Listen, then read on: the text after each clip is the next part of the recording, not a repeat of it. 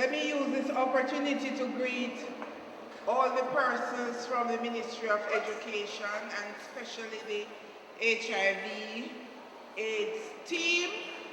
Let me greet the teachers who are here, if there's any parents and students. Now let us think of Jesus. We are in devotion and we are worshiping.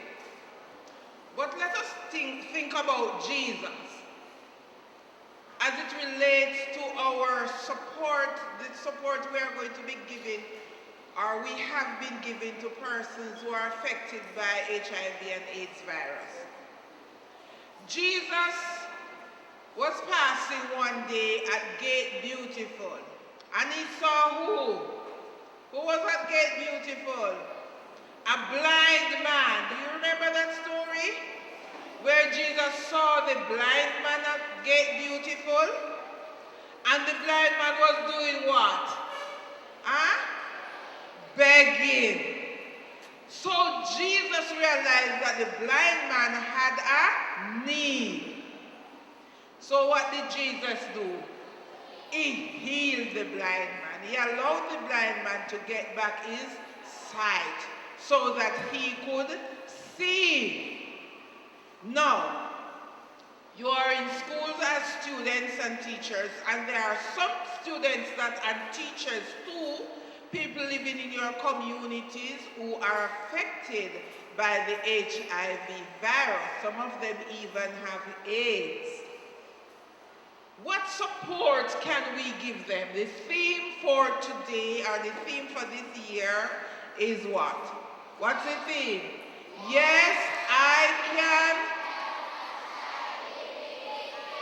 Right. Yes, I can help a child living with HIV.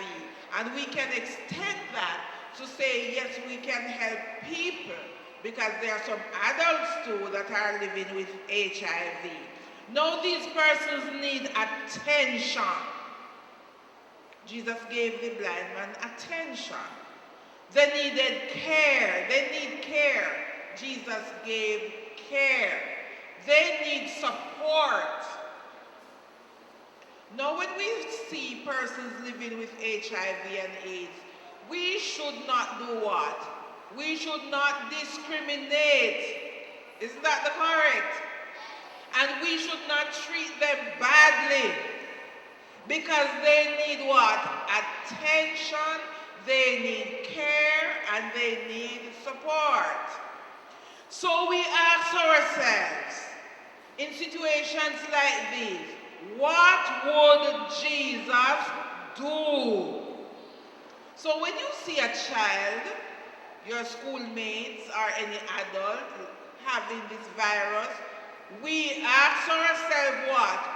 What would Jesus do if Jesus was here and see these persons? And the answer should be, I want to do what Jesus would do. So what are we going to do? We are going to be doing what? We must have the willingness to do what? To care and to give the attention that is necessary. Right? So, let us look at the theme again. Read the theme for me again.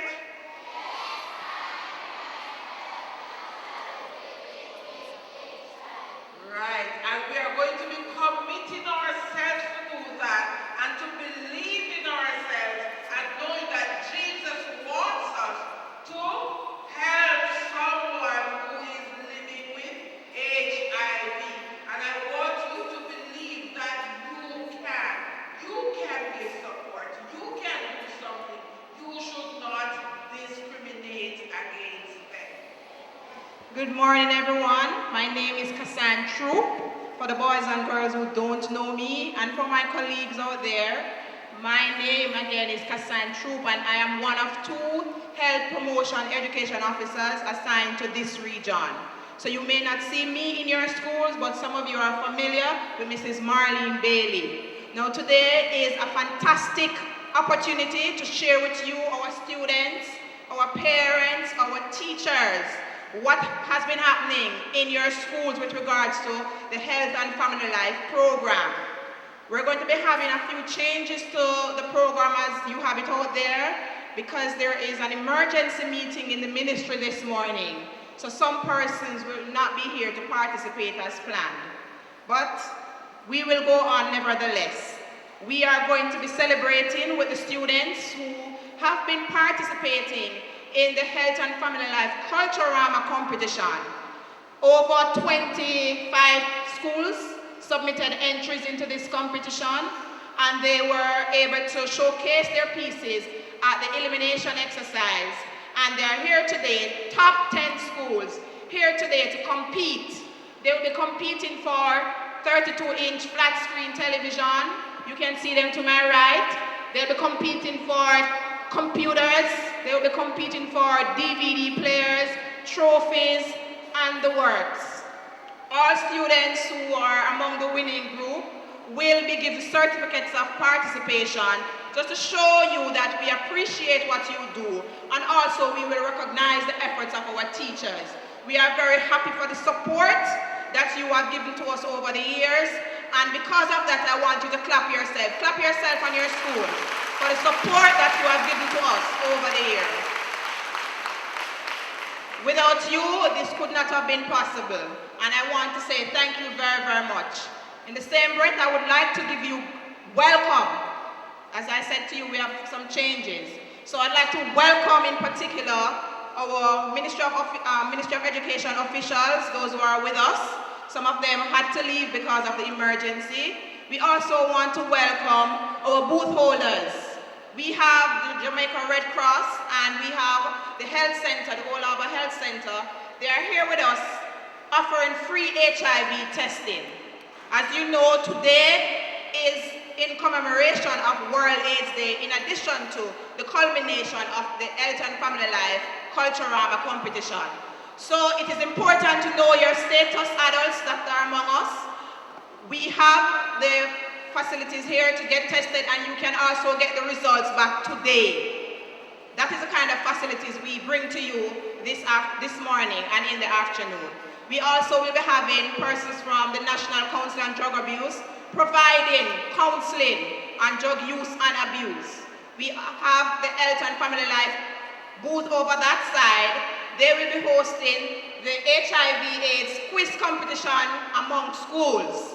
You get the opportunity to win yourselves t-shirts, pens, bags, books, and so forth when you participate in this quiz competition. It's not going to be long because we want a series of entries, different schools to participate, and we'd like to share the tokens that we have with you. So you can participate in the viewing of the booth and also the competition when we have the viewing section as stated on your program.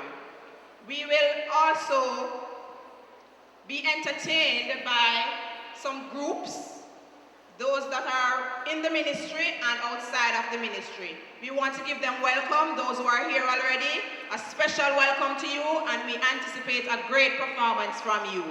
At this point in time, I also want to give special welcome to the boys and girls. Clap yourself, boys and girls. This could not have been possible without you. We want to give you great recognition because we love you and because we are doing this for you. We're in the business of nation building, and you are going to be the future of tomorrow. So we are here, your teachers are here, the ministry is here, the booth holders, they are here. We are all here for you to educate you, and we're going to be doing that through entertainment as well. The Health and Family Life program in your school is for you. It's supposed to give you skills to deal with the everyday challenges of life. So if it is not in your school, and sometimes your teachers don't come, tell them that you want them to come. Because these skills will help you, boys and girls, to deal with your realities when you go out there. We know it's not easy to be children. We know it's not easy to be adolescents. We know it's not easy to be young adults. So we are equipping you with the skills necessary for you to function in this wider society. So feel welcome. Please participate in today's event and have a wonderful day. So all our stakeholders, we want to say welcome God bless you, and continue to share with us as we continue to work with you for the betterment of our children. God bless you. Good morning again, boys and girls. Good morning, boys and girls. Good morning, teachers and parents. Okay, let me thank Mrs. Troop for her introduction. I want to use the opportunity on behalf of Mr. Graham, who is the national coordinator, to thank Mrs. Bailey and Mrs. Troop for the work that they're doing here in Region 6. They are leading the fort here where health and family life education is concerned. And I want you to put your hands together for them and the guidance unit as well for doing a wonderful work. Give them a bigger hand than that, man. All right, so we're going to be talking together. So I won't be doing any fancy presentation because I know that all of us are young people here, right? Even our teachers, we're all under the age of 30 and we're very active people. So we're going to be doing some activities together. So before I say anything regarding the presentation, I have some instructions for you. I'm going to borrow a song that Mr. Graham normally uses when he presents to teachers at our annual training seminar.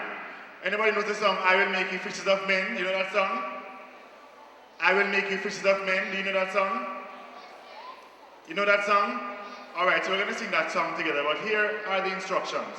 When we do the song, whenever there is a word that begins with the letter F, I'm going to ask all the females to stand, right, while singing. Whenever there is a word that begins with the letter M, all the males are expected to stand. Let me see the hands of all the males who are here today. All the females who are here today, let me see your hands. Wonderful. So let's go after 2, 1, 2. I will make, the men not standing. Men, make starts with M, let's go again. After 2, 1, 2. I will make you fishers of men, fishers of men, fishers of men. I will make you fishers of men if you follow me. Sing with me. If you follow me, if you follow me, I will make you fishers of men if you follow me. Clap yourselves. We want to do it one more time, but we're going to sing the song together. One more time, and we're going to sing the song together. After 2, 1, 2, and I will.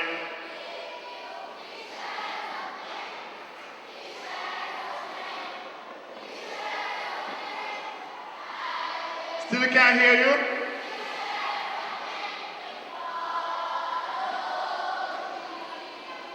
If you follow me, men, if you follow females, I will make you fishers of men. I will make you fishers of men if you follow me. Give yourselves a hand.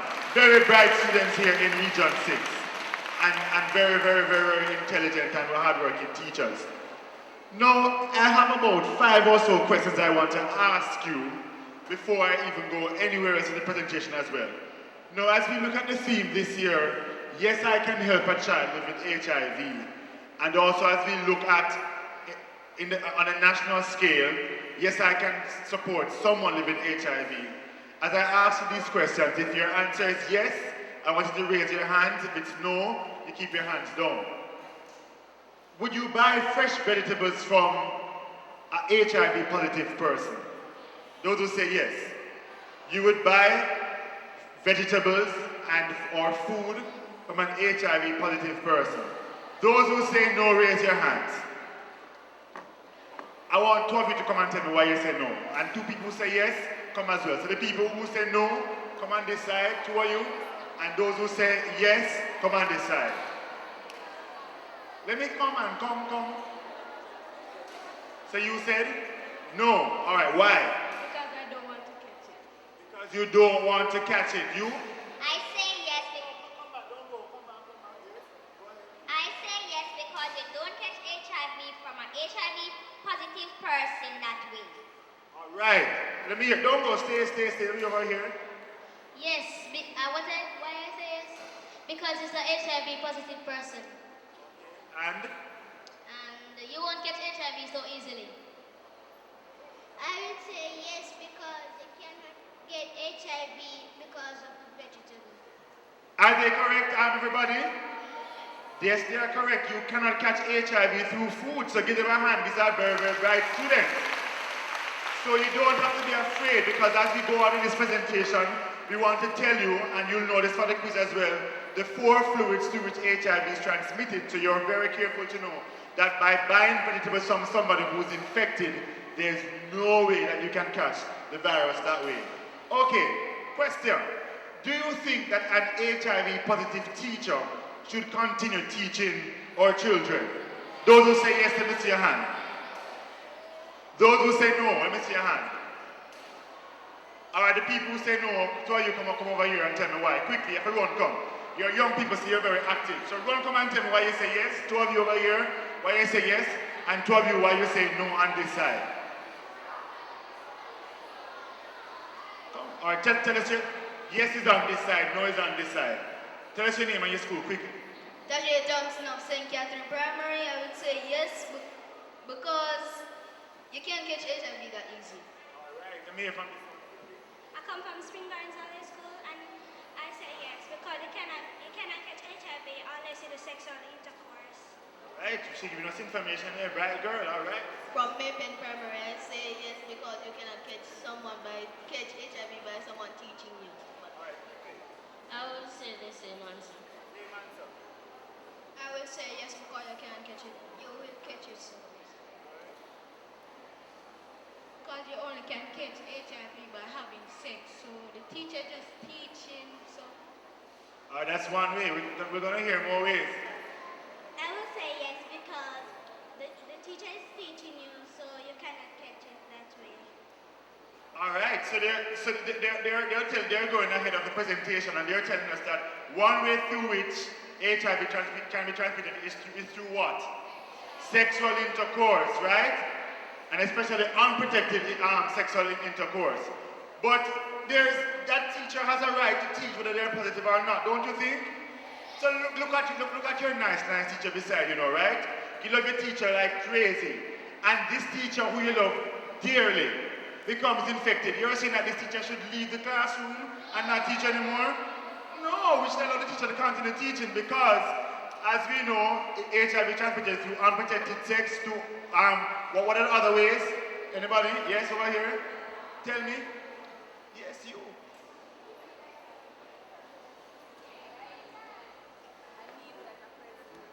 Using an needle that's infected, so through intravenous drug use, yes? Through blood, so it's blood transfusion, yes, over there. Yes, from mother to child through breast milk, etc., yes? Well, she's saying having more than one sex partner, so go into details. Yes. So those answers are all correct. Here's a question I want to ask you. Should everyone be treated with respect regardless of their HIV positive status? Those who say no, let me see your hand. Give yourselves that clap. Most people say yes for that one. That's very good. All right. Would you disclose your HIV positive status to a co-worker or to a friend at school? No? Why wouldn't you? Let me hear. Come and tell me. 2 people come and tell me why. Come and tell me why.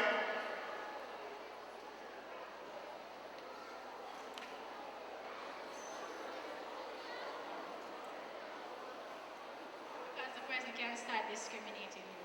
The person can start this. Come here, big word. Come tell us what that big word means, discriminating you. Scorn you in Jamaican words. On you in Jamaican words. All right, let me hear from this little one here. Because they are going to treat you differently. They're going to treat you differently. All right, let me hear from this little one right here. I'd be ashamed.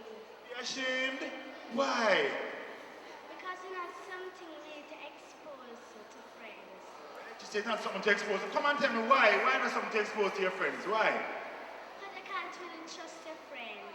You trust your friends nowadays. All right, let me hear from this little one here. Because they are going to incriminate against you. informate against you. All right, clap them everybody. They're doing quite well. But while we're looking at this theme today, right, and why we look at stigma and discrimination and how to reduce that, is because we want people to understand that HIV is not a death sentence. It's not a death sentence, you know, and HIV people are normal people. They are normal people who you can touch, you can eat with, you can share a hug from time to time. So it is for us to know today that it's okay to buy food or vegetables from these persons. It's okay for a teacher to continue teaching.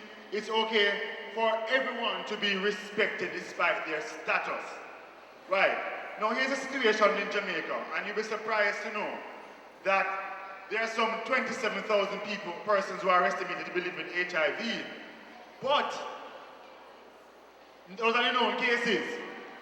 But it is also estimated that I want to listen down carefully everybody, that approximately 18,000 persons do not know their status. And they're positive. So can you look at somebody and tell it they're HIV positive? Touch the person beside you and tell them, say, listen to what Mr. Francis is saying because this is very important. But no, you can't. But since I have some little ones here, I'm going to talk to the little ones, especially teachers. Now here's the situation now. In 2000, how many people here are 10 years, between 10 and 19? You're between 10 and 19. Raise your hand if you're between 10 and 19. All right. Now, Jamaica has a population of about 2.7 million people, they say, right? And it's estimated that about, say, 55% are young persons, 10 to about 24, thereabout. But believe it or not, in 2004, HIV/AIDS was the second leading cause of death for young people your age and my age. So it means that HIV/AIDS is a young virus. And it's affecting mostly females as well. How? It is said that girls 10 to 19 years of age are 3 times more at risk of contracting HIV than boys in the same age gap. Everybody heard that? Now who knows why girls are more at risk? Anybody can come and tell me? Which bright student can come and tell me why girls are more at risk? Come and tell me. Run, come.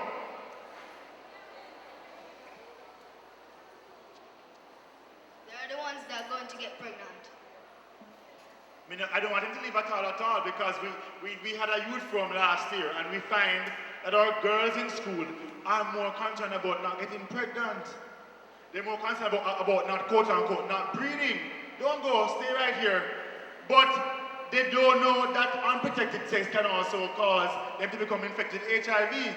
So that is not really the correct answer. But we need to start teaching our young people now about more than just getting pregnant, but also the risk of contracting a sexually transmitted infection. But who knows though? Who knows why girls are more at risk? Anybody? Come and tell me. Yes, some of them have unprotected sex. They have unprotected sex, but it's bigger than that. It's who they're having unprotected sex with. Now what? Let me hear. Girls are more sexually active. You think girls are more sexually active than boys? Those who say yes, let me see your hands. And you think girls are more sexually active than boys? Those who say no, let me see your hand then. Alright, watch me, I want to know. Those who think boys are more sexually active than girls, let me see your hands. You saw the girls are whipping to the boys? And let me hear your hand. Because the boy can wear the condom with a pin and give it to the girl. We're getting into the finer details now, those kind of things that can happen. They have sex with older men. Give her a hand, I want a prize for the girl. Come and tell me your name. What's your name? Chelsea Clear. What's your name? Chelsea. From? Rock River all. Rock River, stay right here. Let's give her a prize. Yes. We have what we call transgenerational sex. So you find that girls between 10 and 19 are having sex with men 20 odd and 30 odd and 40 odd. And that is cause a concern. But also it is said that how the female body is made up. The physiological makeup also puts them at risk as well from time to time. No, other than that, we also have forced sex as a concern.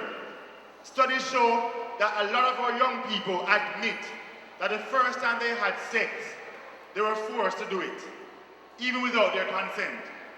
And that's something that we have to be concerned about. So, what is the ministry doing? Just to give you a very quick, because most of us are aware of that. But young people, what the ministry has is that in the 1960s, they had a program called Family Life Education, Hfle. And those people who are as old as I am would have known that program, right? Just joking. Some of your parents probably would have been exposed to that program some years ago. But the program was renamed in the 1990s to the Health and Family Life Education Program because of the link between health and family life and also education, right? So what we have now is that in 2005 in particular, it was revised to provide more than just knowledge, but to also give to you as young people what we call life skills. Now what are life skills? Anybody know what are life skills? Anybody knows what life skills are? Nobody? Oh, so let me tell you. Come and tell me, yes. Condoms? No. She said, I'm asking what are life skills. No, life skills are abilities for us to adopt, to change our behavior, right? And how we act, so that we are able to deal with the challenges of everyday life. Now, what are some of the challenges that you face as young people? Who can tell me? What are some challenges that you face? Yeah, shout it out. Peer pressure, what else? Huh? Temptation, anything else? Anybody? But peer pressure to do what? Or temptation to do what? To have sex, what else? To take drugs, anything else? To steal, yes, anything else? Anybody? Say, yes. To fight, yes. So all of us as young people, we come under pressure, yes. To what? Money problem, of course, that's a challenge for us as well. So all of us as young people, we are challenged, and that is why we need the skills to know how to deal with these issues. Now, I want some people to come and tell me, what are some of the skills that you have learned from Hfle? Anybody can tell me some of the skills you have learned from Hfle? Anybody? Come and tell me, come up here and tell me the skills you have, come and tell me the skills that you have learned from health and family life education. Run come. What school? St. Catherine Primary. What skills have you learned? Learning to say no. Learning to say no. Which skill is that? Everybody know which skill is that? Huh? Shout it out loud. What skill is that? I still can't hear. What skill is that? No, man, you don't confidence at all. Which skill tell you to say no? Refusal skills are the skills to say no. Don't go. All of you stay here. Yes. To have life esteem. Self-esteem. Give her a hand. Of course. Esteem about high self-esteem about your life. Who else? Self-awareness. Self-awareness. Bright girl. Which school is it? Hfle Primary. All right. Next. Problem solving. Problem-solving skills. Anybody have problems in the house today? Raise your hand if you have problems in the house. So you need problem-solving skills. Next. Communication skills. Next. Learning to tell. Learning to tell. Anybody else another skill? Decision skills. Decision-making skills. These are bright students. Students, give your teachers a hand in the house. Don't go. Stay right here. No, man, students, clap the teachers. Clap the teachers. The teachers are doing a good job at teaching these children the skills. So the skills are, what we say, decision-making skills. Repeat that. Problem-solving skills. Critical thinking. Effective communication. Interpersonal skills. Self-awareness. Empathy. Negotiation skills. Refusal skills. And assertiveness skills. Alright, so to end the presentation now, I want these volunteers here to help me. We're going to look at two of the skills. I'm going to teach you two of the skills today. Decision making and refusal. Or probably problem solving as well. Alright, so who's going to volunteer for me? I want a boy and a girl. Which boy and girl? Alright, so two. I'm going to come to the rest of you, man. Alright, so let's say, right, that, what's your name? Tad Johnson. That Taj, look at Taj here. Decision-making skills, basically, is the ability to choose a course of action from a number of options which may result in a specific outcome. All right. So, Taj, let me see if you know the decision-making skills. So you have a decision to make, right? What is the first thing that you do in the process of decision-making? Anybody knows? Critically. That's the first thing you do? Anybody knows what the first thing you do? Choosing from wrong and right. Is choosing from wrong and right. What's the first thing you're encouraged to do in decision-making skills? Somebody say you're told to pray. How many of you pray before you make a decision?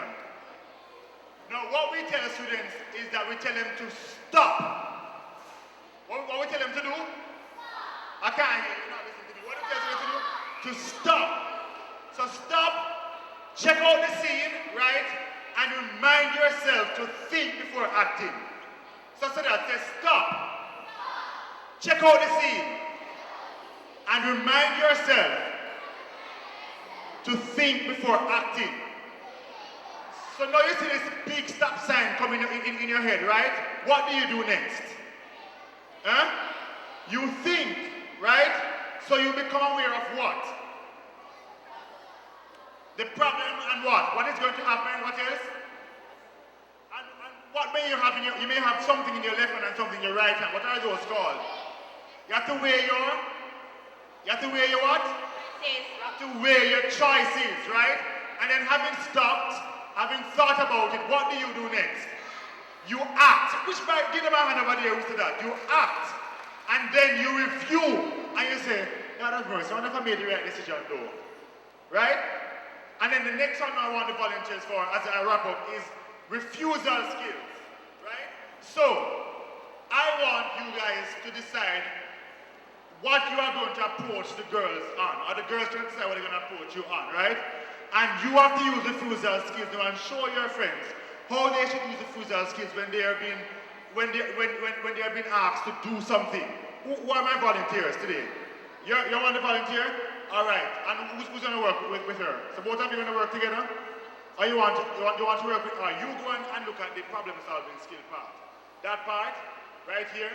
Well, you two know, I want you to come up with a situation where you have to use refusal skills. You can do that? See you're going to do like a role play for me now, all right? Ready?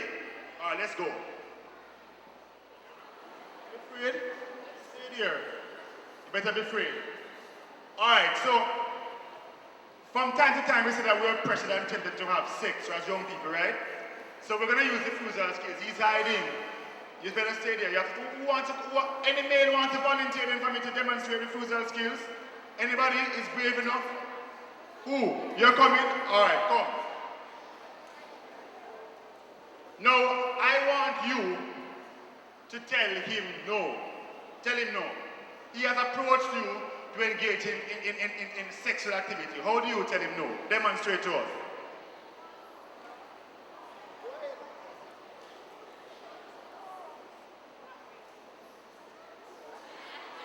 Somebody else come and try that. Let me see.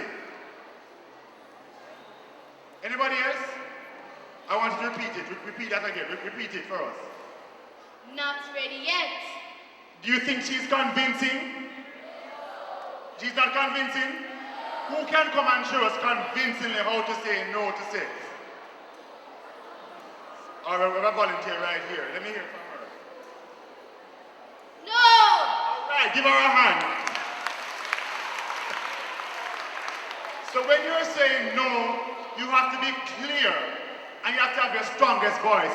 No. Right? And also you have to give eye contact to, and you can't smile, you can't kink in your teeth. As a boy or a girl, you have to be serious. Right? And you also have to use the appropriate body language. So I've seen situations where girls are saying no, and while they're saying no, they're pulling closer to the boy or something. You have to say no and move like Joseph, you understand? You have to run away from the situation.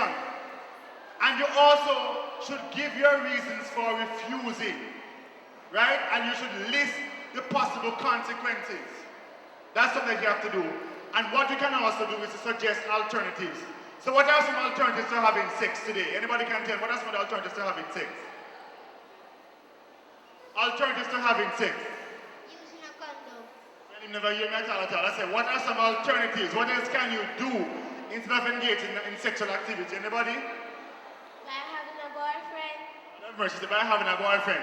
But that might lead to the sex too. But of course we encourage friendships, right? When we encourage friendships, teachers talk to me, yes. Sir, you can engage in different activities at your school to keep you away from having sex. Like? Join the spelling club. Join the spelling club. Anything else? Peer pressure. Studying together. You can study with other people. Anything else you can do to not involve in sexual activity? Go to Hfle class and learn about it. Very much so. She's a very bright one. Give her a hand, man. Give her a hand again. So, today as I end, I want you to do something. As we work very hard and millions of dollars are spent on this program, Health and Family Life Education, and currently we are in 647 schools across the island, reaching some 289,000 students, approximately. All we ask you today as students is to commit that you will take the skills and you will run with them, and you will take it to the world. Clap Mr. Francis, man. Clap him. Thank you very much, Andrew Francis. And as you can see, Andrew is the youth coordinator. He believes in giving the children a voice. So he is the advocate of the ministry. Any program we do, anything that we develop, Andrew is always there. We need to hear from the youth.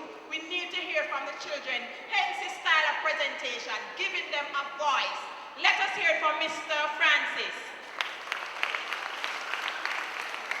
And I'm particularly impressed with the responses of the children, because it means that Hfle is in action at your schools. I am so proud of you children, and I'm proud of your teachers. Give yourselves a clap for that. I hear the skills coming out. So let me hear some more skills now. I heard decision making earlier. What are the other skills? Refusal skills. Communication skills. Problem solving skills. Critical thinking skills. Self-awareness skills. Boy, I am so impressed. Self-management skills. Negotiation skills. Wow. Yes? Self-esteem building. Yes. Assertiveness, advocacy. Well, give yourself a clap, boys and girls. I am so impressed. It means that Hfle is in action. We sincerely want to apologize for the sound effect. The room is not as full, so the sound is bouncing off the roof. We just have to live with it. The mic can't turn down or anything. We just have to try and cope as it is right now, but we apologize for the acoustics, okay? So we're going to move on with our program. We have Ensom City Primary coming to us with an item. Let us welcome Ensom City Primary. Ensom City, you're going to come next, okay? But I just want to give recognition to our regional director, Mrs. Mary Nichols. She is the backbone person behind this. She has been giving us all the support, all the guidance and technical attention needed to make this activity possible. She believes in Hfle, she believes in capacity building, she believes in children. And today she'll be bringing us greetings on behalf of the Ministry of Education, especially Region 6. Oh. Okay, let us welcome Mrs. Mary Nichols while Ensom City prepares themselves. Thank you, my colleague. I don't know why you're going to talk and leave me alone. Good morning, good morning, good morning. No, sir, that is a fenke morning. And those of you who know, you can say Auntie Beer. Morning, guidance counselors. Morning, teachers. Good morning, students. Good morning, parents. Oh Lord, good morning everybody. Auntie Mary is fine, you can say Auntie Mary. I really want to congratulate the Family Life Education team from the team from the Ministry of Education Region 6 and to say that to get this crowd here this time of the morning at this time of the year, Mr. Guidance Counseling Education Officer, Mr. Richards, and my other colleagues, good morning. It is a wonderful thing to see so many of you, and I really, really believe, honestly, that we repeat the theme for me? Yeah.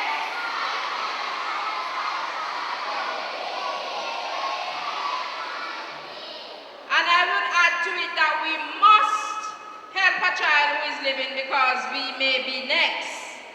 Okay?